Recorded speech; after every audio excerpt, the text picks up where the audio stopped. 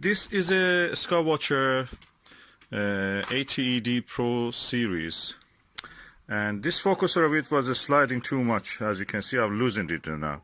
So I removed the rings and I removed the Vixen bar, dovetail bar, and now I'm trying to remove one by one all the screws, as you can see here.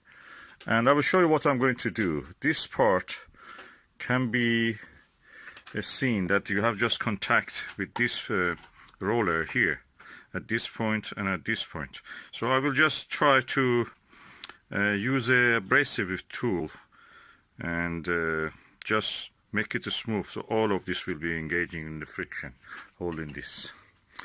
And now I've removed all the 3 screws. 1 screw has remained and 1 Allen key, so I remove these ones also now. Okay, I have removed all the 4 screws. This Allen key doesn't, the screw doesn't hold anything which is related to this. Just hold this piece of the Teflon. So this is the part that causes friction. I will put it back when I have done with it. Don't want to remove it. This focuser tube now comes out, and as you can see is this. I removed the optical tube assembly and cover it with something so it will not get collected in dust. Okay, now I've put the focuser apart. This is the tube. As you can see, inside is completely blackened. I can even remove this part and put this inside the vise, and then with the tool I will just flatten this more slightly. This purpose, because I'm working in home, in living room, and I don't have a shop here, workshop, so I'll use a tray, and I'll put the vise inside here, and we go ahead with that. This is unboxing of a drill press vise. I got it is a Magnuson one. I bought it from the Screwfix for £19.95. It's very good. I already tried it. I wanted something heavy that don't need to be attached to anything, because I'm working obviously in the table in the living room, so I don't have much chance to actually attach it to a table here permanently. So something heavy that can hold things on its own is what I wanted. The weight of it is, if I can find here, is made in China. The weight of it is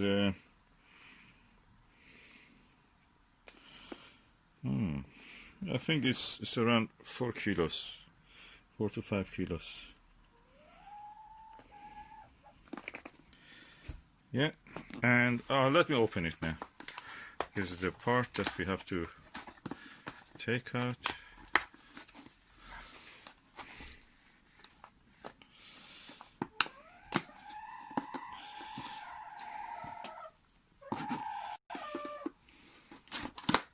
Okay, and as you can see, this is a quite heavy object.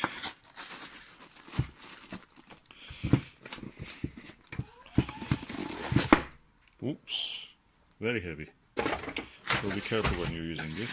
This is the vise. Oh, I like this handle, it can be maneuvered around. And yes, let's put it here. And yeah, that works nice. Now I can open it and close it as I want, and it's hopefully in that tray will be really good. I'll put it in the tray. As you see, it's really heavy, but what I will do, I will remove this, put it aside, because that's just sliding on the surface of the wood. Push aside the tablecloth. This is wooden surface. I put this non-slipping tray, which has a good grip, as you can see, and I put the object that I want to do some work on it. This is this focuser tube of a Skywatcher telescope, ED80 Pro series, is upper chromatic telescope. So I put it here. I try to use a little bit tissue here so it will not leave any mark on this, to make it workable easy. Okay, as you can see, I put the tissues here so it will not damage the surface of the tube, and I will gently now tighten it up. I don't want to really make it too tight. I just gently do this, and we'll show you the result. I may remove this part also first. Okay, I've now tightened this up. It doesn't move, and I will try to remove it. Probably I will not try to remove this even. I'll leave it there. But I will bring now my tool to actually do some work on this surface to make it smoother. At the moment, it just, you can see this side engages. The middle part doesn't engage. So practically means it is like a meniscus. It's like a valley dipping. It's a cavity there. So I want to make it flat. So that bar of the rolling bar of the wheel will actually get engaged with this. So let me do that. For abrasion, I'm using the King Waterstone, which is a very good quality Japanese stone. I gently probably make it a little bit moist, then I will try to rub it against here in a way that I keep a flat surface. I should not really go like this or like this to give a shape of the convex shape. Spherical. I want to make it completely flat, so I have to be very careful with this. To make this wet, I just use a little bit of this water and I'll put it on this. So I'll work with it now. Okay, as you can see here, I'm using this side of the thing, this waterstone, because it's rougher, and the edge of this flat area is gradually expanding toward the center. So when they're reaching the center, that means it is done. So I move it all the way here, and that way I will have a good surface for grip of the wheel of the focuser. I will continue until it is done. Okay, when you are doing this, you have to be very careful. The thickness of the area that you are doing will vary gradually as you move along the length.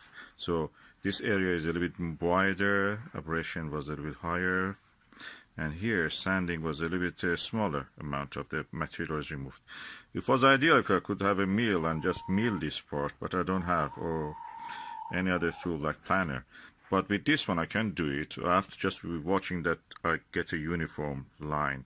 This line has a different thickness here, these two lines, and I have to make sure that the middle part is equal in all things. And for that I have to make sure this is wet first of all, and this surface is wet. I just drop with my finger, I put a few drops here, and I'll try to hold this with one hand and make sure that my waterstone is always horizontal to this surface. So uniformly I will remove the material from this, and it's not much. I can just do it gradually. Okay, I think I have now a good grip surface for the, I don't want to continue to the middle, and that is a risk I'm not going to take for non-uniformity. This middle part has got a little bit more abrasion because when I'm using this tool, this waterstone, from this side the middle part gets also some abrasion, from this side also gets some material removed. So the center is a little bit more lost material here, but I feel that is surface that I like to have. I will try it. If it works and can hold the eyepiece and moves smoothly, what's wrong with that? That's good. I will go with this.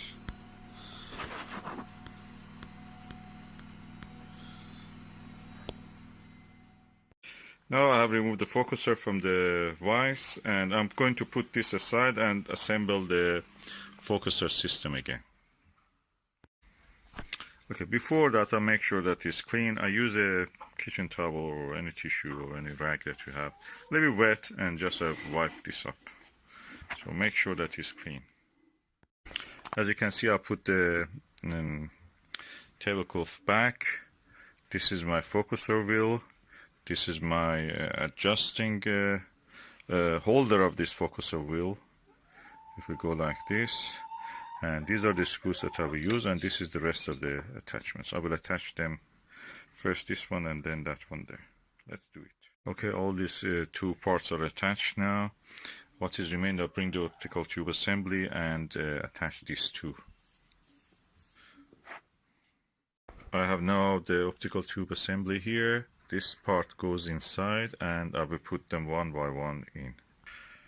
The tube just slides in, and now I'm going to put the wheel, the focuser wheel, and then the other parts. I will show you. Okay, I've put the focuser wheel, and now I'm going to attach the screws. This is not attached at the moment, it just hold by the weight of this. Okay, I have now put the screws, but I have to tighten them. You have to make sure the center of this is at the center of this part, the tube. So these two should be center to center. So I can adjust it, slightly bring this that way, so it will be centered. Okay, now everything is attached. Oh, that's good friction.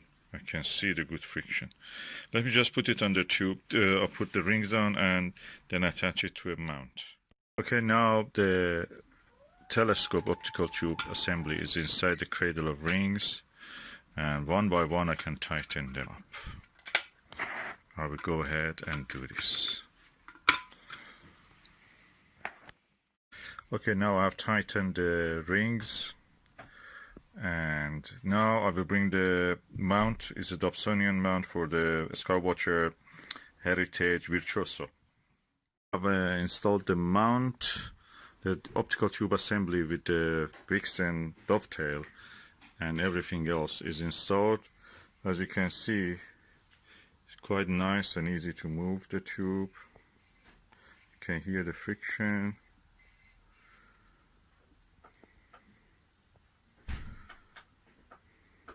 In the past, and I can show you, in the past it was easy to move it by this. Now you cannot move it. It's rock solid. What I will do now, I install the diagonal. The telescope focuser is really nice and smooth. In the past it was slippery. I could not really move it. I could not use eyepieces on this very good because it was just all the time slipping over. Now it's very smooth and has a good grip. It's holding all the weight of these diagonals and the adapters. Now I install the 25mm Meade Puzzle eyepiece here, and as you will see the result. Okay, this 25mm puzzle is installed, and I push this back and forward. It goes all the way, no problem at all.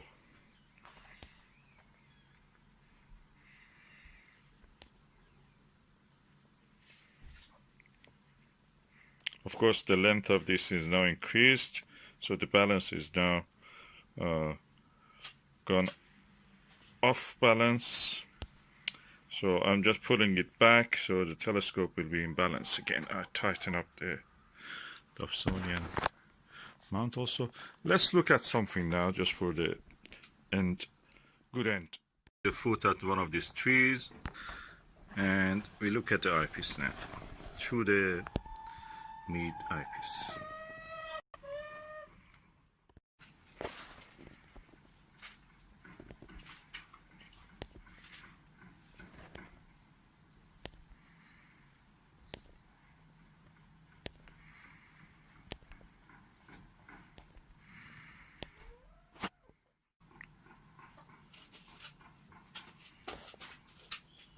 I need a third finger to tap on the center of the image to bring it to focus, but as you can see, it's relatively in focus on the foot.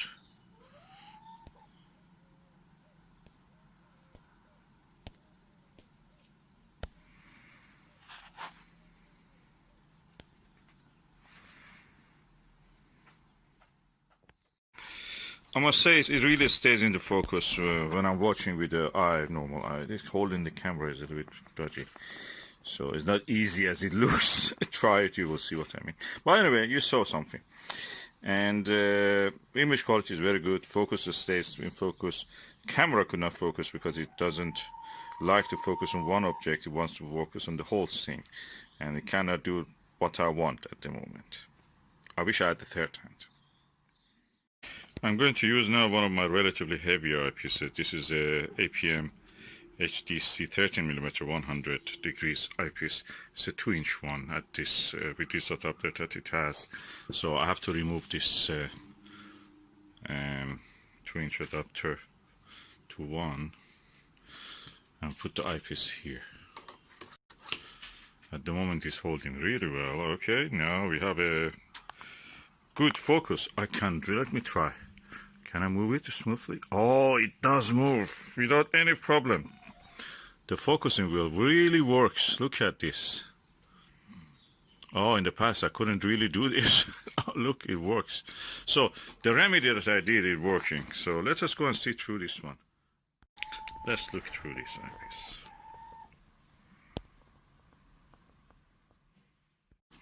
Now we are looking through the 100mm eyepiece. It's a 100 degree eyepiece, 13mm focal length. The whole field of view is what you see. Is really nice for the eye. And you can see all the details hopefully on the fruits.